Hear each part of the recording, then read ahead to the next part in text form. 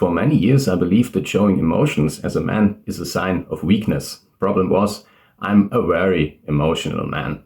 And I was an even more emotional teenager. My life was all about emotions, and it was hard to suppress them or to not show them. However, over time, through countless observations and through books I read and movies I watched and people I talked to, I observed that this is not necessarily true. So in this video, I'm going to teach you what completely changed my perspective over the idea of a weak man. This video is also about the incredible struggle that men have to face growing up and turning into adults.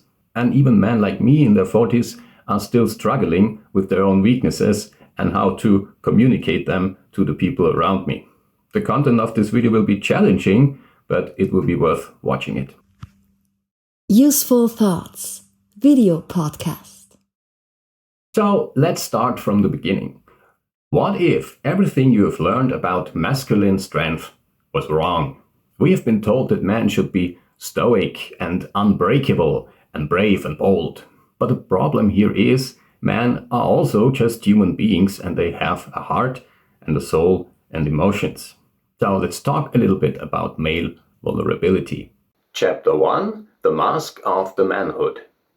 So where is this idea of the strong male archetype coming from? Well, basically it comes from literature, because literature is the only thing we have got from history where we can learn about how people behaved. I mean, we have ancient architecture and art and some clothes and engravings and drawings and so on, but it is the written text that tells us about history. There are books about almost every important great emperor.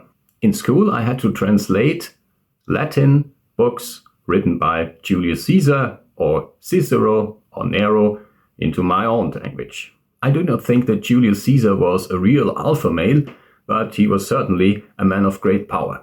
In the old Roman Empire, rhetoric was a very important tool to get power. Politicians would actually stand in the streets and talk to people in person. So they were very good at attracting the attention of people and also manipulating them. We suppose Alexander the Great was a great warrior, but we don't actually know that. It is written in the books, but is it the truth? Maybe he just had a huge army who would fight for him. And then we got all these movies, especially in the 1970s and 80s, the action hero presented the ideal of male masculinity. This changed a little bit in the 1990s, where TV shows like Baywatch came up, or TV shows like Friends. And then at some point, The Big Bang Theory came out, and the nerd was suddenly an attractive kind of male person. So people's tastes seem to change, and not every woman likes the same kind of guy. However, there's not a single movie or sitcom hero who is emotionally super fragile, is there? So being a fragile, sensitive, empathic male is still a little bit a taboo theme. Women want empathic men, but the price of empathy is sensitivity. And sensitive men are very emotional. Part 2, the hidden cost of suppression. So is there a link between emotional repression and mental health struggles? Of course there is. So emotions like anxiety, depression or anger, they are all a result of all the shit that we face in life. Some folks may handle some things better than others, especially when they have a little bit experience with bad things happening. Whenever something bad happens in my life, in my 40s, it's not that bad anymore because I've seen it before a couple of times. The first cut is the deepest, and that's true. You can get used to so many things and so much bullshit, but there's just some things you shouldn't get used to. Some things aren't just worth getting used to, they are just things to run away from. And not only things, also some people. So let's try not to become depressive or anxious in the first place. Thing is, sooner or later it will probably happen. So what happened to me? I was stressed a lot, so I lost my hair, damn it. But I grew a beard, which is nice. So always try to look at the bright side, right? And of course, if we are depressive and we are angry and anxious, this has an influence on our relationships, and most certainly not a good one. Your friends don't like it when you are angry, and neither does your girlfriend or wife. They don't like you being depressive either, but that's easier to handle than somebody who's angry. I hate angry people. The funny thing is, I cannot even take angry people serious, although this is exactly what they want. But the more someone cries at me, the less I respect him or her. Being respectful and handling one's emotions is a premise for me to be a useful member of society. I had a couple of panic attacks in my life. The best thing you can do when you have a panic attack is take a cold shower. Of course, when you are having a panic attack, probably the last thing you consider is taking a cold shower. But hopefully, next time you have a panic attack, you remember this and remember the cold shower. Subscribe to my channel because some of my thoughts are actually really useful. Also, when people are busy having an emotional state of emergency, they are very unavailable for other things. For example, for logical decision making, or for the worries and pain and frustration of their friends or family. When a man is emotionally stressed, he can't help others. His brain is working all the time on releasing this stress, and that creates even more stress, and that is the death spiral of stress. So let's better not tap into it in the first place. As soon as you feel that your stress level is rising, do something to get it down again, immediately. Do not wait for too long, or you get into the death spiral of stress. Chapter 3. Just be a man. So let's leave those traditional definitions of masculinity behind. Let's try to redefine strength as emotional courage. Emotional vulnerability should not be misinterpreted as weakness. It is actually a superpower because it helps you to understand people more. And when people know that you understand them, they will like you more. And who doesn't want to be liked? It makes absolutely sense to discuss your problems.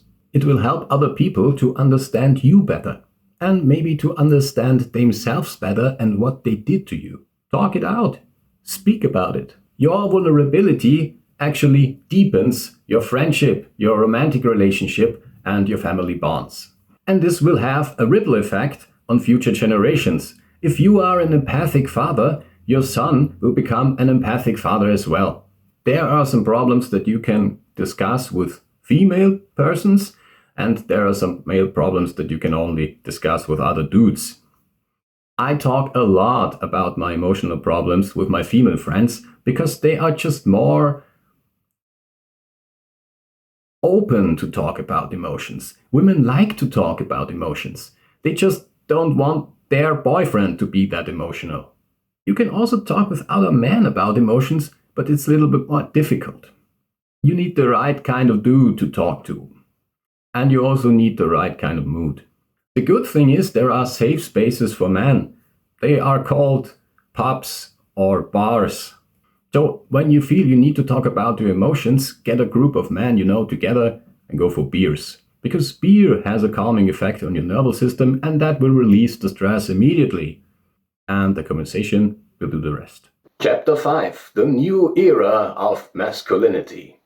So guys, let's start our journey to emotional openness. Don't be afraid of your feelings. Don't be afraid that you don't work like people want you to work. You're not a machine. Take your time off when you need to. Do some sports to release your stress. Cuddle your girlfriend to release your stress. Get a dog and walk in the woods.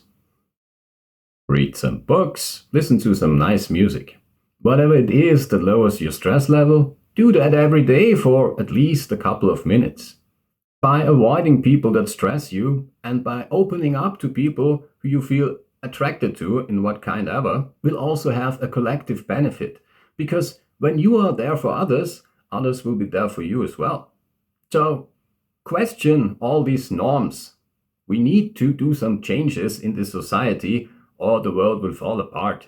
I kindly invite you to be part of my community. So let me know in the comments what you do think about masculinity, emotions, and stress levels.